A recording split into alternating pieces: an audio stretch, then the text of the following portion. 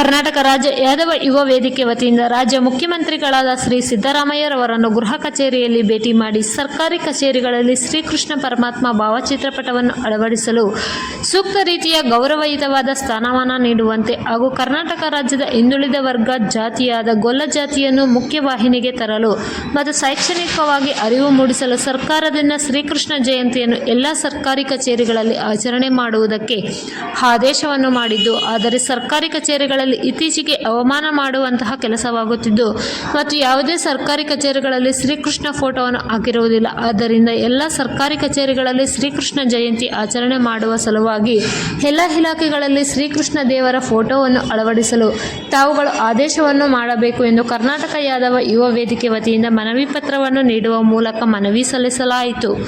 ವರದಿ ಪದ್ಮಾವತಿ, ಮಂಚೇನಹಳ್ಳಿ.